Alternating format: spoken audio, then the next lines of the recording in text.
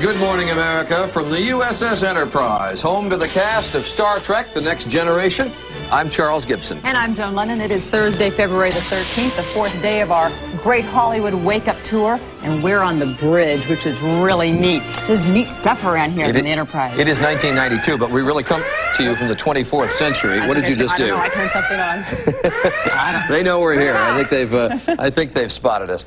But we are going to be on the sets, really, of the Star Trek: The Next Generation. And there are a lot of them. Through the day, yes. We have a little model here of the Enterprise, and this is what it's supposed to be. Theoretically, the ship is half a mile long, and theoretically, we are right here in the top. That's where the bridge is located. But in reality, the USS Enterprise is really about a dozen sets scattered around 3 sound stages here on the Paramount lot. For instance, the 10 forward lounge, which is supposed to be 10 decks down, and in the front of the ship, in truth, it's about 25 feet over here. But the detail on this set, on the bridge, is really amazing. For instance, back here where the crew sits, the control seats, they all swivel. And there's some very authentic-looking things here built into the arms. I love the way these control panels swivel around, and you can use them just about any which way. This is authentic even over to the plaque on the wall here, the dedication plaque for the USS Enterprise.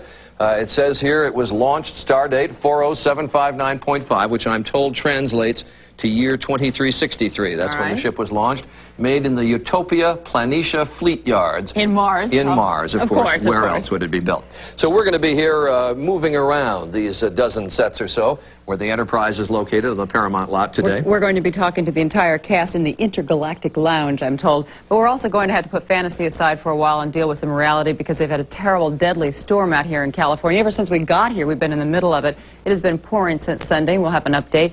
And also, we will revisit the presidential Democratic candidates, and today they'll tell us what they would do about the rising cost of health care in America. Right now, though, we'll go to New York, where Mike Schneider has the news for us. Mike? Thank you, John.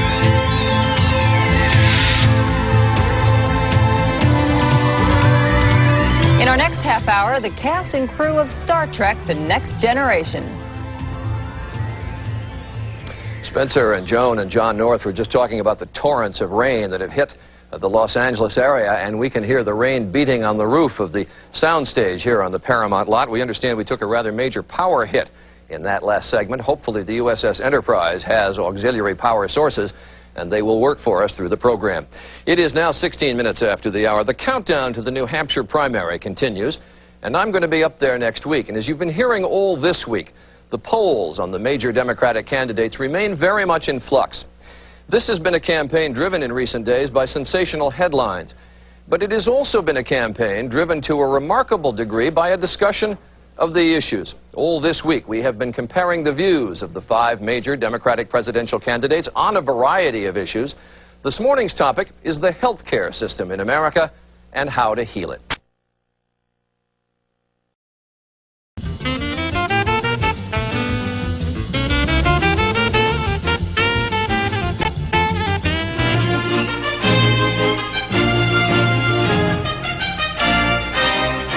Shepard.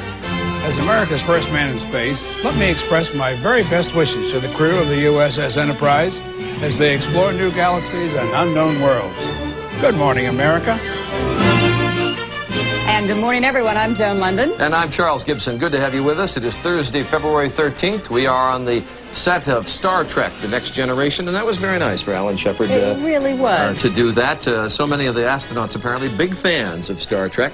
And it is interesting that many of the cast were inspired by the astronauts. One of the cast members that I'm going to be talking to in this half hour, Michael Dorn, who plays one of the Klingons, Lieutenant Worf, I believe, wanted to be an astronaut when he was a kid.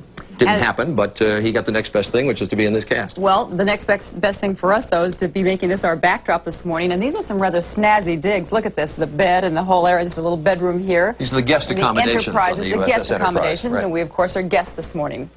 We're going to be talking about where we are, really. It is interesting that on these very sound stages, on the Paramount lot, the original Star Trek was made here, and they use it still for the Star Trek: The Next Generation. But there is so much history on the Paramount lot. We've been talking about all the lots that we visited, the Disney lot, where we were, and where we were at Warner Brothers. Yesterday and on Tuesday. It's interesting, these studios that grew up in the movie age now devote so many of their resources to television. Yeah. I guess that's sort of a sign of the times. But on this Paramount lot, 3,000 movies made in all, including the first Best Picture Academy Award winner, Wings. They made The Godfathers, 1, 2, and 3. 1, 2, and 3. 10 Commandments made here. Also the Indiana Jones movies made here. As I say, 3,000 movies in all. Shane, another one that was made here, the great Western of the 50s. And we'll be looking at the history of the Paramount Studios in this half hour. But let's go to Mike Schneider, who's standing by with the news. Probably in the driest place in the state of California, Spence.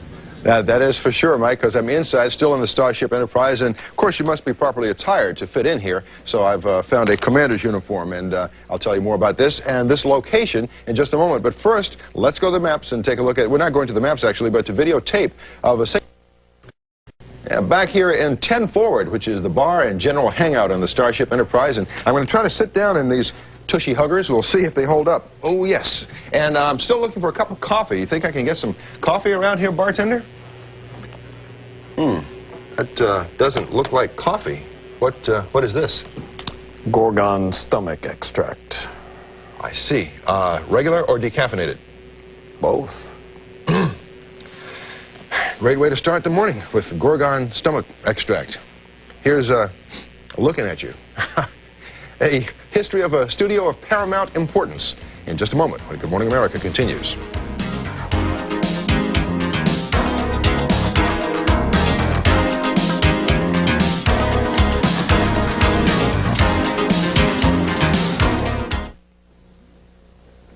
It is 39 minutes past 7. Paramount. The dictionary describes as dominant and superior to all others. Rather fitting description for a studio that has really been dominant in its industry for 80 years. And right now we take you inside the gates of Paramount Studios. And now, folks, we are entering the gates that so many try to crash and so few pass. Over here on your left, playing hide and seek, are Gary Cooper and Frederick March. Here comes Jackie Cooper with Hopple March. We're talking big here. Big stars, big pictures, the hallmark of Paramount since its birth in 1912. The man behind those mammoth productions was Adolf Zucker, who ran the studio for most of his 103 years.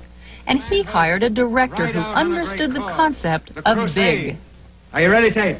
Already and turning, Mr. DeMille. Right? Camera! Oscar entered the picture in 1929 when Paramount's Wings won the first Academy Award for Best Picture.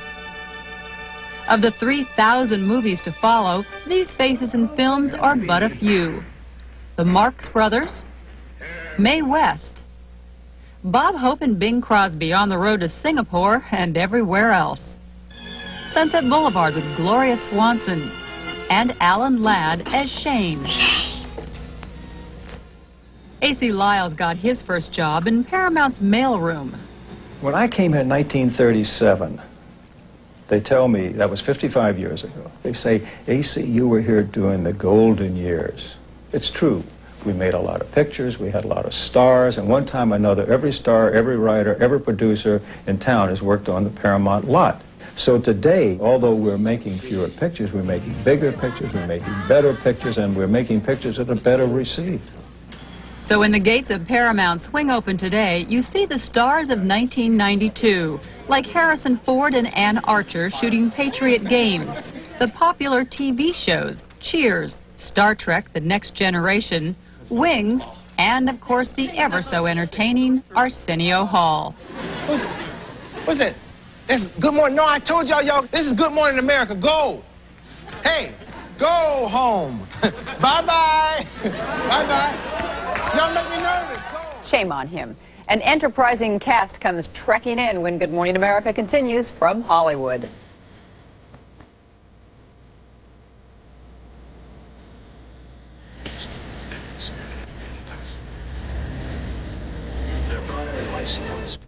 These are the voyages of the Starship Enterprise.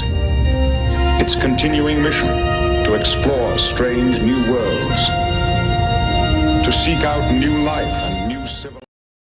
Its continuing mission to explore strange new worlds, to seek out new life and new civilizations, to boldly go where no one none has gone before.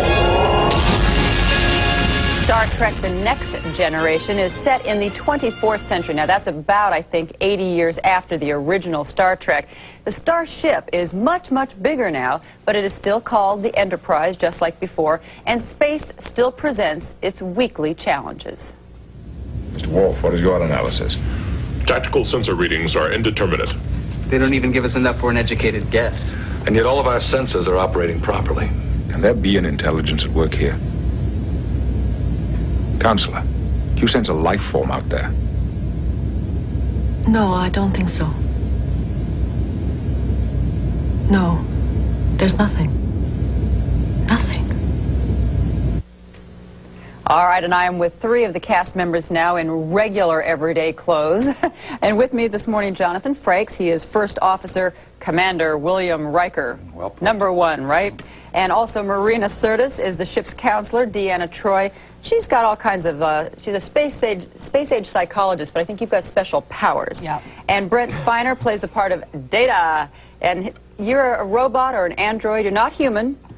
In my own life, I am. But as Data, you are not human. No, as Data, I am an android. You are an android. Mm-hmm. He also is normally in makeup, which takes about, what, an hour and a half or so? Yeah, hour 15. We didn't make you do that this morning. None of the gold makeup. I'm so grateful. Does that stuff do anything to your skin because it can't breathe, or? You know, I don't know what it's doing inside, basically. I think one day they're going to find my organs. Roaches and my organs are going to be the only things left after a Holocaust. It's fun being here on this set. It is an unbelievable set. I don't think that there's any other television show that has something like it. It could be very easy, though, to just make this show like a space-age Western, you know, always killing the bad guys, the aliens. But it has a bigger vision than that, doesn't it, Jonathan? We like to think so. It's certainly we attack more things than aliens on this show, or we try to. Well, would you guys want to go up for real? I mean, I don't know, being around this all the time, would you, if somebody came to you and said, you can go up, it might be a dangerous mission, would you go? If it's first class. Marina, I'm told that you really wouldn't want to go. No, I don't like heights. No, I wouldn't. I get vertigo up real high, so I don't think I would go. I'm a coward. Jonathan? Coward, I'm there. You're there yes, in a minute, right? I'm ready to go. Well, you've all met some of the real astronauts, right? Yes, yeah. We have had the privilege. Yeah, I think the Mercury astronauts. What did they make of you? What did they say to you? Bill Dana's very fond of us. Yeah, he was there. Jose Jimenez. Because a lot of them have said that they were inspired, that they really were inspired by the drama of Star Trek. They all say that. They're just being nice. I think you have to be so bright to get into that. I think it's something that is in you. It's like a gene almost that's in you. I don't think that, I don't know. I mean, it would be flattering to think, and it wouldn't be us anyway, it would be the original cast. So. They're the real cowboys. Well, now that's interesting, though, because one thing that has happened to them, because I've spoken with them many times, and they've talked about how they became so identified with it, as wonderful as it was, and they weren't knocking it in this way, but they were also saying that they couldn't really, it was very difficult for them to go on and be anything else. Now, do you ever worry about that? Going on to be anything else? Yeah, about becoming so identifiable that it like lives on with you and kind of obstructs you a little bit in your future. I'm thankful for the job I have now. Yeah, that should be your biggest problem, right? Exactly. Yeah. I think it is a valid point, actually, because we are actors and we didn't become actors just to be on Star Trek, obviously. But I don't think we're going to be as legendary as them, because they were the first, and they've been doing it for so long. I don't think in 25 years' time we're going to still have our uniforms on. Yeah, but you all go to the big Star Trek conventions, right? Oh, yeah, yeah. My godson is a Trekkie, Brian Dillingham, and he sent me one of these. Because when I walked in here, they said, did you steal that? No, I didn't. Did you buy that? I said. Brian Dillingham sent this to me so I could communicate with all of you today. And we're going to be communicating with you a little bit more later in the show. Thank you. Thanks for inviting us here. We're going to come back in a moment, and Charlie's going to be talking with some of the other cast members of Star Trek: The Next Generation. The first space shuttle ever tested was named the Enterprise, after the original Star Trek's starship. It is now 9 minutes before 8 o'clock. We're joined by 3 more members of the Star Trek cast. The USS Enterprise travels at warp factor 9.6 in Star Trek lingo. That is hundreds of times the speed of light. But that's never fast enough to keep the ship or its crew out of danger. We will have about 15 seconds of useful consciousness, then about 10 seconds of extreme disorientation, then we pass out. Okay. Once the air is evacuated, one of us is going to need to get to that panel to repressurize the bay.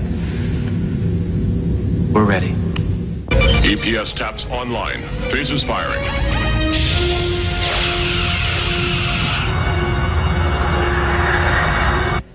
Again in civilian dress, joining us now, 3 more members of the cast. LeVar Burton, who plays Lieutenant Geordie LaForge, Chief of Engineering, a blind man unless he's wearing those high-tech visors to give him superhuman sight. Gates McFadden, who plays the role of the ship's doctor, Beverly Crusher. And Michael Dorn is a Klingon named Lieutenant Worf, Chief of Security. He's joining us without his special effects makeup, which takes, I'm told, 90 minutes to put on. 90 minutes. Let's deal with the makeup questions right away. First of all, can you see very well in those? That's the irony. I'm an actor playing a blind man who sees when he wears this device, yet when I put it on, about 80% of my vision is taken away. You've got no peripheral vision? I can't see this or this, so I used to bump into things. I was just going to say, is he bumping into parts of the set at times? Well, actually, no, he does. Well, I have bumped into Gates. Very well, yes. But then I have a big wig on, so I don't feel anything. I can just sort of hit the walls myself. Well, you've actually got the lucky part of all this. Basically, you can put on the wig, the suit, and bingo, you're ready to go. Yeah, there's no makeup at all for women, and yeah, but please, we are there an hour and 15, I have an hour and 15-minute call because to get all of this under a wig takes a little bit of time, and you know, whatever. But no, it takes Joan 4 or 5 hours to make up every morning. There you are. She's going to kill me when I finally run into her again. And yours takes about 90 minutes? Takes about 90 minutes. I'm amazed that you can do it in that short an amount of time. We're going to be featuring that makeup job that Michael Westmore does. It started out to be about 3 hours, but and they cut it down. To shorten it down? Yeah, and I don't want to see when I get in makeup, so... You just sort of nod off and let them do whatever they're going to do. There's good news and bad news in all of that, I suppose, which is it takes a long time. I don't know whether it's good news or bad news that nobody recognizes you without the makeup? No, it's good. Please. You'd rather have that? Yeah, I like that anonymity. The voice, however, is so distinctive that people must spot that right away. At times, yeah. It's just, you know, without the makeup, it's sort of like they don't put it together. Most of the time they kind of look and they kind of stare and cock their head a little bit, but yeah, most of the time they don't. I've heard it someplace, but I can't quite place it. You're Denzel Jones, aren't you? When you have this many people working on a cast, there's got to be a lot of inside jokes. I mean, as I walk down the hall and look at the visitors' quarters, there's a little room there for Lieutenant Luke Skywalker. Other things that goes on? Tell me about the accordion. Oh, that must be the day that there was I don't know. We have all of these bridge scenes where we're talking to aliens on a big blue screen, and the aliens aren't really there when we're doing the scenes.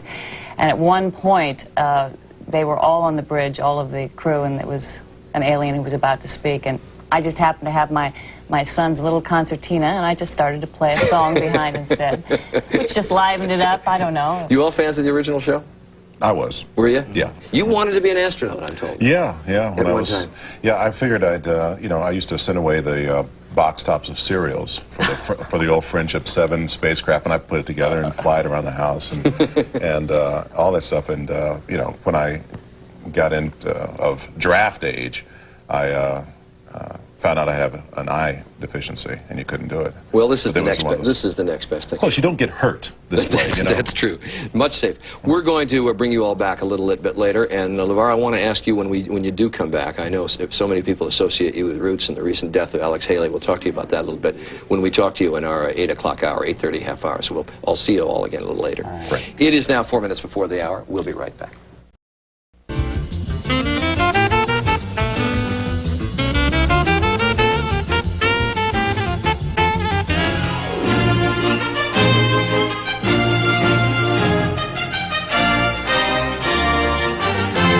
Somewhere. Good morning, everyone. I'm Charles Gibson. It is the Great Hollywood Wake Up Tour, day number 4, and we are on board the USS Enterprise, the sets of Star Trek, The Next Generation. And I'm Joan London. It is Thursday. It is February the 13th. Right now we're in the Observation Lounge, which is really cool because look at out there. You see the final frontier.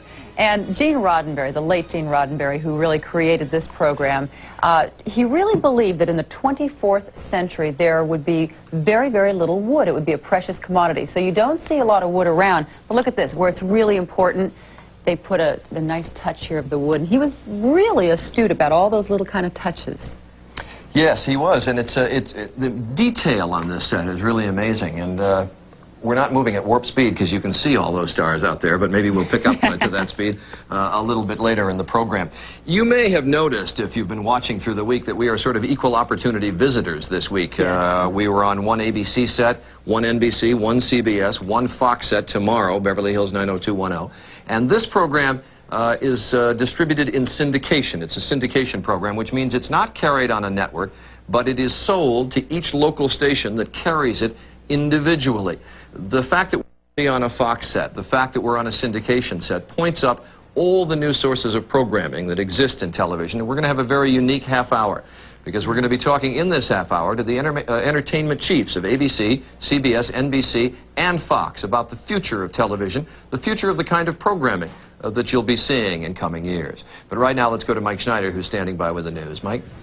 All right, Mike, thank you very much. And right now, Spencer Christian is over in sick bay because, as we all know, he is one sick puppy. Sick guy. I knew that was coming, Joe. You telegraphed that one way out of left field. Okay. Yes, I am, and in just a moment, we'll tell you more about what goes on here in sick bay, and we'll be joined by a very important doctor from the Starship Enterprise. But right now, let's go to the maps and take a look at today's weather. With me now in sick bay is Gates McFadden, who plays Dr. Beverly Crusher.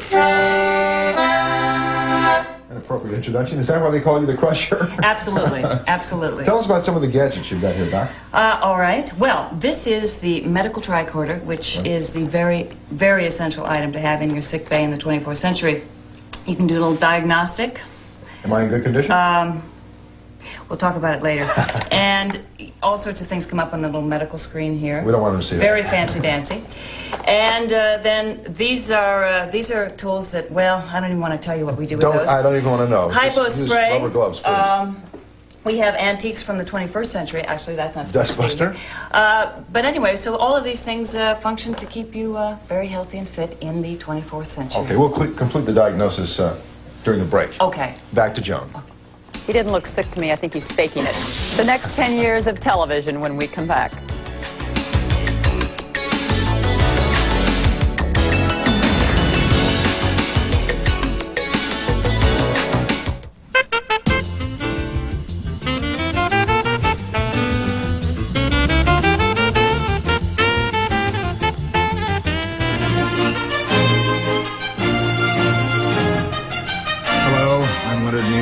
Los Angeles. Good morning, America.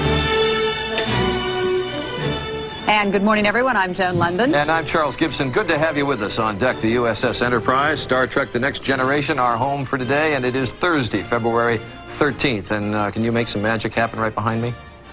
Here, let me... Oh, there we go. All I had to do is push the button, right? Our thanks to Leonard Nimoy, who, of course, was one of the founding fathers of the original Star Trek. And I think he's also directed some of the episodes of this show, which, of course, is Star Trek The Next Generation. There's some really neat stuff around here. This is the captain's ready room. I think that's the proper way to say it.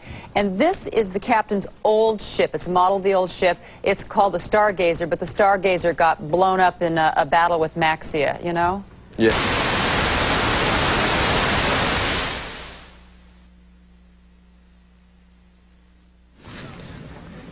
Us here. All right. We've just we can see you. We just took a power hit. I'm now a robot. We are still on the air in the captain's quarters here. In this half hour, we're going to look at cosmetic surgery in Hollywood. We're going to look at the makeup jobs they do on Star Trek. We're going to get our lights back, hopefully. But right now, we're going to go to Mike Schneider with the news. These rains have had an effect out here, Mike. Oh, those dirty Klingons. Good luck to you. Hopefully, we'll get back with them in a couple of moments. In the meantime, we're going to tell you about the news in the news. I think we'll get an explanation about how this works from LeVar Burton, who plays Lieutenant Commander Geordi LaForge. Hi, Spencer. How are you? Good to see you. The great thing about the concepts that we use here on Star Trek is that they're actually based in fact. So this is, as I understand it, how this works. Okay. 4 floors above us, there's a device that shoots a stream of hydrogen into this tube. Right. 8 floors below us is the antimatter injector. Okay. Matter and antimatter meet here in the dilithium chamber. That gives us all the power we need to drive the warp engines. Sort of like the way the weather maps work. Matter and antimatter work and clash, and The result is confusion. There you go. Thank you very much, LeVar. You're welcome. Good to see you. Good to see you, too. All right. We'll take a look at Hollywood at face value, cosmetic surgery, in just a moment when Good Morning America continues.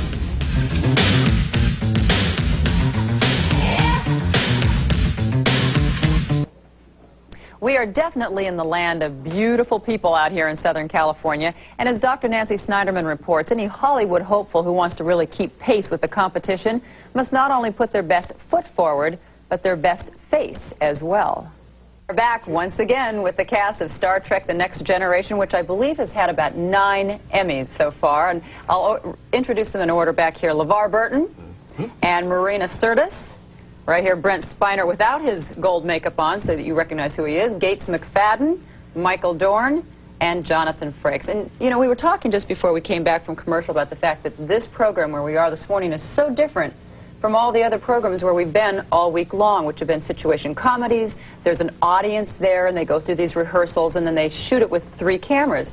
It seems like this is almost more like a movie, the way it's shot. Oh, did you say we were going to do movies? Absolutely. You've already done your movies. We love that room. And do you do it out of order? Yes. Oh, yeah. Yes. Oh, yeah. We try to. Just like a movie. So how do you keep it in your head what's really happening in this episode so that you can react properly? You read the script. That's right. That helps. If you know what's going on in the script. From front to back, you read it.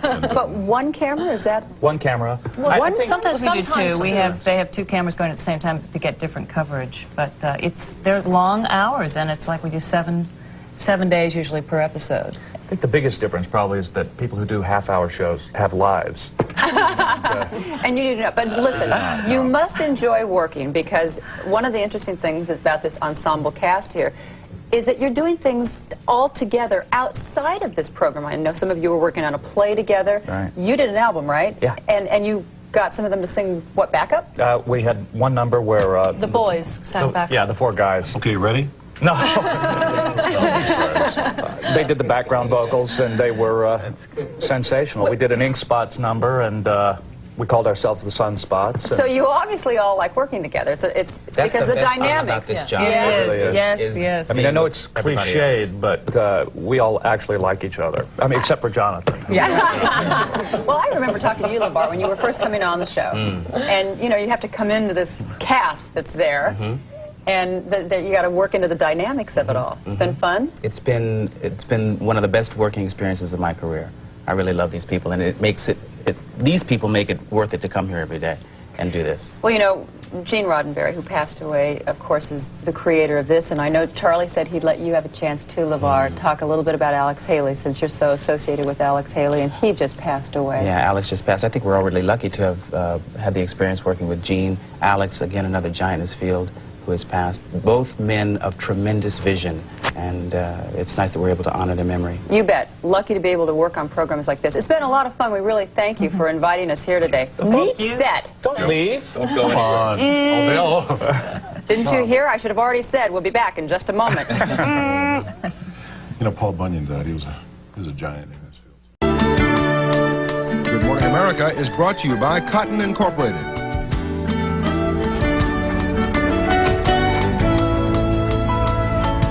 Thanks to everyone here at Star Trek The Next Generation. Tomorrow we'll be at Beverly Hills 90210. We finish our series with the Democratic presidential candidates. Tomorrow, what they think that should be done to improve American education.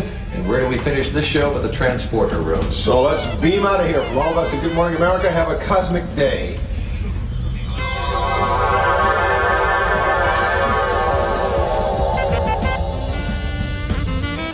Travel to the West Coast provided by Continental.